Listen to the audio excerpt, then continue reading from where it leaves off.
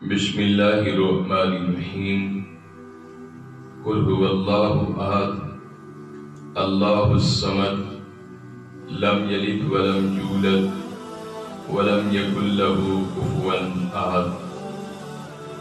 حضرات گرامی قدر، آج کی یہ سورہ اخلاص شریف جو کہ اسرار الہیہ کا خزانہ ہے، محبت الہی کا ایک نجات کا پروانہ ہے، اور یہ وہ صورت ہے ایک عاشق نے جب اس کو پڑھا تو حضور اکرم رحمت عالم صلی اللہ علیہ وسلم نے خود محبت کا اظہار کرتے ہوئے اس عاشق کا جنازہ پڑھایا۔ یہ سورہ اخلاص شریف مکی ہے اور 14 اس میں آیتیں ہیں، اور نزول سبب اس کا 22واں ہے، اور ایک رکوع ہے، 15 اس میں کلمات ہیں، 47 اس میں حروف ہیں، اور اس کے نزول اسباب یہ ہے کہ محبوب کائنات صلی اللہ علیہ وسلم نے جب قوم کو یہ دعوت دی کہ لا الہ الا اللہ انی رسول اللہ، پھر فرمایا کہ قل هو اللہ احد، آؤ لوگو میرے اللہ کے حکم الہی کو بجا لاؤ، قل هو اللہ احد، اے محبوب کہہ دیجئے کہ وہ اللہ ایک ہے۔ جب نبی معظم رحمت عالم صلی اللہ علیہ وسلم نے قوم قریش مکہ کو اللہ کی وحدانیت اور اس کے واحد ہونے کا پیغام دیا تو قوم اکٹھی ہو کر بارگاہ نبوت میں آ گئی اور کہنے لگی کہ اے محمد بن عبداللہ، جس اللہ کی توحید کا آپ پیغام دے رہے ہیں، آپ اس کا حسب تو بیان کریں، اس سب کا نسب تو بیان کریں، کیونکہ قوم یہود نے جب حضرت عزیر علیہ السلام تشریف لائے تو قوم یہود نے کہا کہ یہ اللہ کے بیٹے ہیں۔ اسی طرح حضرت عیسیٰ علیہ السلام کو اللہ نے اپنی قدرت سے بھیجا اور بغیر باپ کے پیدا کیا تو قوم نے کہا کہ عیسیٰ اللہ کے بیٹے ہیں۔ اسی طرح مجوسیوں نے چاند اور ستاروں کی پوجا کی، ان کو اپنا معبود سمجھتے رہے، اور قوم قریش مکہ یہ 360 بتوں کی پوجا کرنے والی قوم، اس نے کہا کہ ہمارے تو اتنے بت ہیں، ہم ان بتوں کو چھوڑ کر، اتنے خداؤں کو چھوڑ کر ہم ایک خدا پر کس طرح یقین اور ایمان رکھ سکتے ہیں؟ تو خالق کائنات نے ان تمام باتوں کو سننے کے بعد اپنے محبوب کریم کی خدمت میں جبریل امین کو بھیجا اور کہا کہ جبریل ایسا کرو، سورہ اخلاص شریف لے جاؤ اور محبوب کی بارگاہ میں پڑھ کر سنا دو۔ تو جبریل جب حضور نبی کریم کی خدمت میں تشریف لائے تو کہا کہ محبوب میں اللہ کا پیغام لے کر آیا ہوں، اور پیغام یہ ہے کہ محبوب آپ کہہ دیجئے قل هو اللہ احد، کہ محبوب آپ اپنی زبان نبوت سے کہہ دیں ان لوگوں کو کہ اللہ ایک ہے۔ اور اس کی وجہ یہ تھی کہ محبوب آپ کو یہ امین و صادق تو مان چکے ہیں، تو آپ جب کہیں گے تو یہ جلدی ہی یقین کر لیں گے۔ اور دوسرا پیغام یہ تھا قل هو اللہ احد کے بعد اللہ الصمد، کہ ان لوگوں کو کہہ دو کہ اللہ بے نیاز ہے، وہ کسی کا محتاج نہیں ہے، بلکہ ساری دنیا اس کی محتاج ہے۔ اللہ الصمد یہ ایک بہت بڑا وظیفہ ہے۔ بہت سارے مشائخ نے، علماء نے، بزرگوں نے اپنی زندگی کا اس کو ایک معمول سمجھ رکھا اور اس کو پڑھتے رہے۔ اور تیسرا پیغام یہ تھا لم یلد ولم یولد، کہ محبوب ان کو کہہ دو کہ نہ تو مجھے کسی نے جنا ہے اور نہ میں نے ہی کسی کو جنا ہے۔ وَلَمْ يَكُنْ لَهُ كُفُوًا أَحَدٌ، اور ان کو کہہ دو کہ میرا کوئی ہمسفر نہیں ہے، یعنی کوئی میرا جوڑ نہیں ہے۔ جب حضور نبی کریم رحمت عالم صلی اللہ علیہ وسلم نے اس قوم کو یہ پیغام دے کر اعلان کر دیا، اور دوسری آیا ہے کریمہ یہ فرمایا کہ الہکم و الہ واحد، کہ محبوب یہ بھی کہہ دو کہ اس پوری خدائی کا ایک ہی اللہ ہے۔ تو نبی معظم رحمت عالم صلی اللہ علیہ وسلم نے اس قوم کو یہ جواب دیا کہ اے لوگو، جن بتوں کی تم پوجا کرتے ہو، جن کو اپنا معبود سمجھتے ہو، یہ نہ نفع کے مالک ہو سکتے ہیں نہ ہی یہ نقصان کے مالک سے ہو سکتے ہیں۔ تم اس خدا پر ایمان لاؤ جس نے زمینوں کو پیدا کیا، آسمانوں کو پیدا کیا، جس کی حکومت مشرق سے لے کے مغرب تک ہے، شمال سے لے کے جنوب تک ہے، فرش سے لے کے عرش تک ہے۔ اس خدا پر یقین رکھو جو ساری دنیا کو رزق تقسیم کرتا ہے۔ اس خدا پر یقین رکھو جو پوری کائنات میں زندگیاں تقسیم کرتا ہے۔ اس خدا پر یقین رکھو جو موت کا مالک ہے۔ اس خدا پر یقین رکھو جو مشرق کا بھی مالک ہے، مغرب کا بھی مالک ہے، شمال کا بھی مالک ہے اور جنوب کا بھی مالک ہے، فرش کا بھی مالک ہے، عرش کا بھی مالک ہے۔ الحی القیوم کی شان والا ہے جو ہمیشہ قائم ہے، ہمیشہ زندہ ہے اور ہمیشہ قائم رہے گا۔ تو میں عرض یہ کر رہا تھا، جب نبی کریم رحمت عالم صلی اللہ علیہ وسلم نے اس قوم کو یہ پیغام دیا کہ اللہ ایک ہے، اس اللہ رب العزت پر یقین رکھو اور اسی پر ایمان لاؤ۔ اب ایک ضمناً ایک بات میں عرض کرنا چاہتا ہوں کہ جو شخص یہ چاہتا ہے کہ میں رزق کے لیے، عزت کے لیے، شہرت کے لیے اللہ الصمد کا ورد کرنا چاہوں تو آپ اس کو پڑھ سکتے ہیں۔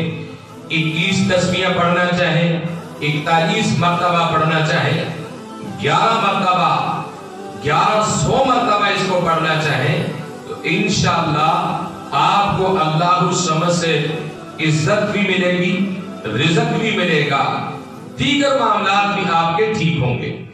اور الصمد سے میں ایک واقعہ آپ کی خدمت میں پیش کرنا چاہتا ہوں کہ حضرت زلیخا کہ دنیا کی تاریخ میں بہت زیادہ عشق کیا تھا، اور عشق کسے کیا؟ حضرت یوسف علیہ السلام سے۔ اور یوسف علیہ السلام کون تھے؟ وہ اللہ کے حسین نبی تھے، حسین پیغمبر تھے، ان کے اوپر عاشق ہو گئی۔ لیکن پیغمبر خدا حضرت یوسف علیہ السلام نے ساری زندگی ایک مرتبہ بھی نگاہ اٹھا کر نہیں دیکھا۔ جن کی نگاہوں پر قبضہ اللہ رب العزت کا ہو وہ غیروں کو نہیں دیکھا کرتے۔ تو میں عرض یہ کر رہا تھا کہ زلیخا نے زندگی میں کوئی ایسا کام نہیں چھوڑا کہ میں یوسف پیغمبر کو حاصل نہ کر سکوں۔ القصہ وہ اپنے کمرے میں جاتی جہاں اس نے ایک بت رکھا ہوا تھا، جس بت کو وہ اپنا معبود کہتی تھی، اپنا خالق کہتی تھی، اپنا مالک کہتی تھی۔ بلکہ ایک دن حضرت یوسف علیہ السلام کو لے کر اس بت خانے میں گئی، اور جب اس بت کے سامنے پہنچی تو اپنے سر سے دوپٹہ اتارا اور اس بت کے اوپر ڈھانپنے لگی۔ تو پیغمبر نے کہا کہ یہ کیا کرنے لگی ہو؟ تو کہنے لگی کہ مجھے اپنے اس رب سے حیا آتی ہے۔ تو پیغمبر یوسف نے کہا کہ مجھے قسم ہے اس رب ذوالجلال کی جس کے قبضہ قدرت میں یوسف نبی کی جان ہے کہ تجھے اس جھوٹے رب سے حیا آتی ہے، مجھے سچے رب سے حیا آتی ہے۔ تو آپ ان حجروں میں سے جب نکلے تو تمام دروازے بھی کھل گئے تھے اور تمام دروازوں کے تالے بھی ٹوٹ گئے تھے، کیونکہ ان کا ایمان پختہ تھا اور ان کا ایمان کامل تھا۔ تو حضرت زلیخا پھر آپ کے پیچھے لگی رہی۔ القصہ ایک دن اپنے بت خانے میں گئی تو کہنا تو یہ تھا یا صنم یا صنم یا صنم، لیکن اس کی زبان سے یہ نکلا یا صمد یا صمد یا صمد، یعنی اللہ صمد۔ بس یہ جملے کہنے تھے، اللہ رب العزت کی رحمت موج میں آئی اور اپنے پیغمبر حضرت یوسف علیہ السلام کو حکم دیا کہ آج زلیخا کے دروازے پہ چلے جاؤ۔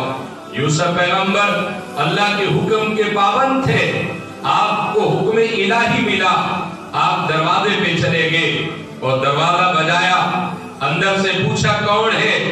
زلیخا نے سوال کیا کہ کون ہے جس نے دروازہ بجایا ہے؟ یوسف پیغمبر نے کہا کہ میں اللہ کا نبی یوسف علیہ السلام ہوں۔ تو آپ نے دروازہ کھول دیا اور کھولنے کے بعد آپ کو بٹھایا اور کہنے لگی کیا واقعی آپ پیغمبر ہیں؟ یوسف نبی ہیں، کیونکہ میری آنکھیں آپ کی فراقت میں محبت میں رو رو کر میری بینائی چلی گئی ہے، حسن و جوانی ختم ہو چکی ہے۔ پیغمبر نے کہا کہ میرا نام ہی یوسف ہے۔ اب زلیخا کہنے لگی کہ نبی جو ہوتا ہے وہ مستجاب ہوتا ہے، اس کی کوئی دعا بھی رد نہیں ہوتی، جو دعا وہ کرتا ہے رب خالق اس کی دعاؤں کو قبول کرتے ہیں۔ تو آج میرے لیے آپ دعا کریں کہ اللہ میری آنکھوں میں نور ڈال دے۔ پیغمبر نے آسمان کی طرف چہرہ کیا، رب ذوالجلال نے زلیخا کی آنکھوں میں نور الہی ڈال دیا، دونوں آنکھیں روشن اور منور ہو گئی۔ اور دوسرا سوال زلیخا کا یہ تھا کہ حضور ایسی دعا کریں کہ اللہ رب العزت مجھے دوبارہ حسن و جوانی بھی عطا کر دے۔ پیغمبر نے دعا کی، اللہ نے حسن و جوانی بھی عطا کر دی اور تیسرا آپ سے نکاح بھی ہو گیا۔ القصہ حضرت زلیخا نے جب اللہ کے توحید کو مضبوطی سے تھاما اور حضرت یوسف پیغمبر کے پلو کو پکڑا تو رب ذوالجلال کے پیارے بابا فرید الدین گنج شکر لکھتے ہیں کہ وہ اس دن کے بعد پھر اللہ کی رسی کو مضبوطی سے تھام لیا، دنیا سے نظروں کو اٹھا کر خدا پر نظروں کو رکھا یا حضرت یوسف پیغمبر پر رکھا۔ تو ساری زندگی وہ اس قدر عبادت کرتی تھی، یوسف پیغمبر ہی ہے، پیغمبر بھی حیرت میں آ کر ایک دن کہنے لگے کہ ایک وقت تھا کہ تم میرے لیے مرتی تھی، چوکوں پر کھڑے ہو کر میرا انتظار کرتی تھی، لیکن اب تو پرواہ نہیں کرتی۔ تو زلیخا کہنے لگی کہ جب میں چوکوں پر کھڑے ہو کر آپ کا انتظار کرتی تھی اس وقت مجھے رب کائنات کا علم اور خبر نہیں تھی، جب سے مجھے اس مالک اس حاکم کی خبر ہوئی ہے میں نے دنیا کے تمام دروازوں بند کر کر یا میرا رخ خدا کی طرف ہے یا یوسف پیغمبر کی طرف ہے۔ القصہ حضرت زلیخا کا یہ پیغام تھا کہ جب بندہ دنیا کو پکارتا ہے تو وہ خالق اس کی مدد نہیں کرتا، اور جب بندہ اپنے رب کو پکارتا ہے تو رب ذوالجلال اس کے لیے آسانیوں کے دروازے کھول دیتا ہے۔ ساری زندگی زلیخا صنم صنم کہتی رہی، لیکن پیغمبر خدا نہ ملے۔ جس دن یا صمد اللہ الصمد کہہ کے پکارا رب ذوالجلال نے پہلے دن ہی ملاقات کرا دی تھی۔ اور حضرت علامہ اسماعیل حق کی تفسیر روح البیان میں اور علامہ جلال الدین سیوطی رحمت اللہ علیہ نے اپنی تفسیر در منشور میں اور تفسیر تبیان القرآن میں ایک واقعہ آپ کی خدمت میں عرض کرتا ہوں جو تحریر کیا ہے ان بزرگوں نے کہ مدینہ الرسول کے اندر ایک بہت بڑا عاشق الہی تھا، اس کا نام تھا معاویہ بن معاویہ اور لیسی، یہ اس کا نام تھا۔ تو رسول کریم صلی اللہ علیہ وسلم کا بڑا غلام تھا یہ۔ جب حضور غزوہ تبوک کے لیے جانے لگے تو یہ شخص بیمار تھا، حضور کے ساتھ نہ جا سکا۔ حضور نبی معظم چلے گئے اور جب آپ غزوہ تبوک پر پہنچے تو دوسرے دن آپ کیا دیکھتے ہیں کہ صبح جب سورج طلوع ہوا تو آپ نے کیا دیکھا کہ بجائے سورج گرمی اور تپش لانے کے سورج کی کرنوں میں ایک ٹھنڈی ٹھنڈی فضا تھی اور ایک نور تھا، ایک رحمت کی برسات تھی۔ حضور نبی معظم رحمت عالم صلی اللہ علیہ وسلم نے ابھی دل شریف کے اندر یہ سوچا تھا کہ مولا کیا معاذرہ ہے، پورا مدینہ تو رسول کے اوپر تیری انوار کی بارشیں ہو رہی ہے، بس اتنا کہنا تھا۔ جبریل مصطفیٰ کی خدمت میں حاضر ہوئے اور عرض کیا کہ یا رسول اللہ صلی اللہ علیہ وسلم، ایک پیغام لے کر آیا ہوں کہ آج آپ نے دیکھا مدینہ تو رسول کا جو موسم ہے وہ ٹھنڈا کیوں ہے اور انوار کی بارشیں کیوں ہو رہی ہیں؟ تو سرکار دو عالم نے فرمایا کہ جبریل بتاؤ۔ تو جبریل نے عرض کیا کہ یا رسول اللہ، آج مدینہ تو رسول کے اندر ایک عاشق الہی تھا، آج اس کا وصال ہو گیا ہے۔ اللہ کریم نے اس کے وصال کے اوپر اپنی انوارات اور اپنی رحمتوں کا، اپنے برکتوں کا ایک می برسا دیا ہے۔ تو حضور نبی معظم تاجدار مدینہ نے ان کا نام پوچھا تو جبریل نے کہا کہ ان کا نام معاویہ بن معاویہ ہے، یعنی حضرت معاویہ بن معاویہ ہے، لیسی خاندان سے ہے۔ تو حضور اکرم نے اپنے دل میں خیال کیا کہ کاش کہ میں ایسے عاشق کا جنازہ پڑھاتا، ابھی دل میں سوچا ہی تھا۔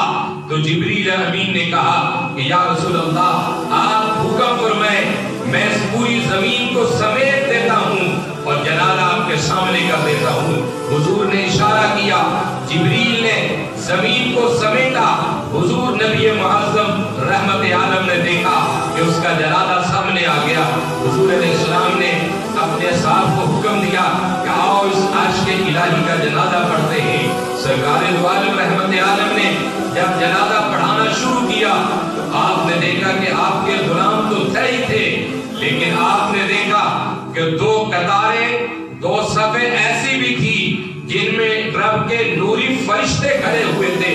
سرکار دو عالم نے پہلی مرتبہ جب نگاہ ڈالی تو 70,000 فرشتے آئے ہوئے تھے، اور جب حضور نے دوسری مرتبہ نگاہ اٹھا کر دیکھا تو سرکار دو عالم فرماتے ہیں کہ دونوں صفوں کے اندر 6 لاکھ فرشتے پہلی صف کے اندر تھے اور 6 لاکھ فرشتے دوسری صف کے اندر تھے۔ حضور نبی معظم رحمت عالم صلی اللہ علیہ وسلم نے جبریل امین سے پوچھا، یہ فرشتے کیوں جنازہ پڑھنے آئے ہیں اور اس کی کیا وجہ ہو سکتی ہے، اس کا کون سا ایسا اچھا عمل تھا؟ تو حضرت جبریل امین نے کہا کہ یا رسول اللہ، یہ اٹھتے بیٹھتے سوتے جاگتے چلتے پھرتے کھاتے پیتے ہر لمحہ ہر گھڑی اپنی زبان پر یہ سورہ اخلاص شریف کا ورد کیا کرتا تھا۔ تو اس سے ثابت یہ ہوا کہ جو بندہ سورہ اخلاص شریف کا ورد کرتا ہے وہ اللہ کے عاشقوں میں شامل ہوتا ہے، اور حضور نبی کریم اسے پسند کر کے اس کا جنازہ بھی خود پڑھاتے ہیں۔ تو حضرت امام حسن مجتبی آپ کا قول یہ ہے، آپ ایک مقام پر فرماتے ہیں کہ لوگوں، 7 آسمان اور 7 زمینوں کی جو بنیاد ہے وہ سورہ اخلاص کے اوپر قائم ہے۔ اور ایک مقام پر حضرت امام علی مقام کے بھائی حضرت امام حسن مجتبی بن علی مرتضیٰ آپ نے ارشاد فرمایا کہ جو شخص سورہ اخلاص شریف 200 مرتبہ پڑھے گا، اللہ کریم اسے 50,000 سال کی عبادت کا اجر و ثواب عطا فرماتے ہیں۔ تو میرے بھائیوں، اسی زمانے میں ایک اور روایت، حضرت سہیل بن شعب حضور کے دربار میں آئے اور کہنے لگے کہ حضور گھر کے اندر بہت زیادہ غریبی ہے تو کوئی توجہ فرمائے۔ تو آپ نے خوبصورت نسخہ انہیں عنایت فرمایا کہ جب تم گھر میں آیا کرو تو گھر والوں کو سلام کیا کرو، السلام علیکم ورحمۃ اللہ وبرکاتہ، اور دوسرا سلام کرنے کے بعد سورہ اخلاص شریف 1 مرتبہ تلاوت کیا کرو۔ اس صحابی نے عرض کیا رسول اللہ صلی اللہ علیہ وسلم، اگر میرے سلام کا جواب دینے والا کوئی نہ ہو تو فرمایا کہ تیرے سلام کا جواب میں محمد عربی دوں گا۔ اور اسی موقع پر حضور نبی معظم رحمت عالم صلی اللہ علیہ وسلم نے فرمایا کہ جو شخص سورہ اخلاص شریف کی تلاوت کرتا ہے اللہ کے خزانوں کو وہ پا لیتا ہے۔ اور میرے سلطان باقر رحمت اللہ علیہ आपने यहाँ तक लिख दिया कि जो सूरह इखलास शरीफ को कसरत से पढ़ेगा मरने से पहले उसे रब्बे जुल जलाल का दीदार नसीब होगा। तो आखिरी बात मेरी यही है कि सूरह इखलास शरीफ सुबह और शाम इसको कसरत से पढ़ा करें। इससे इज्जत में, रिज़्क़ में, औलाद में, घर में, दीगर मामलात में आसानियां पैदा होंगी और अल्लाह रब्बुल इज्जत उस घर के ऊपर अपनी रहमत और अपनी बरकतों का नज़ूल फरमाते हैं। तो आखिरी बात मेरी यही है कि जो बंदा सूरह इखलास शरीफ पढ़ता है वो अल्लाह के आशिकों में शामिल होता है, और जो बंदा रब का आशिक होता है उसे खुदा भी पसंद करते हैं, मुस्तफा भी पसंद करते हैं। और खुदा के आशिक का मुस्तफा करीम ने ग़ज़वा तबूक के मौके पर खुद जनाजा पढ़ाया था और जिब्रील अमीन से पूछा इसके क्या असबाब हैं, अल्लाह ने इसको ये रुतबा मंज़िल क्यों दी है? तो फरमाया कि सूरह इखलास शरीफ की बरकत की वजह से दी है। तो भाइयों, सूरह इखलास शरीफ के अंदर कितनी बरकतें हैं, कितनी इज़्ज़तें हैं। तो जब आप पूरा कुरान पढ़ेंगे तो अल्लाह रब्बुल इज़्ज़त आपको कितनी इज़्ज़तें अता फरमाएगा। व आखिरु दावाना अल्हम्दुलिल्लाहि रब्बिल आलमीन। आप सब नाज़रीन से गुजारिश है कि हमारे इस YouTube चैनल पीर अख्तर रसूल कादरी को सब्सक्राइब करें और साथ ही बेल आइकन को प्रेस करें ताकि हमारी हर नई आने वाली वीडियो आप तक बर वक्त पहुँच सके। और अगर ये वीडियो अच्छी लगे तो इस वीडियो को लाइक और ज़्यादा से ज़्यादा शेयर करें।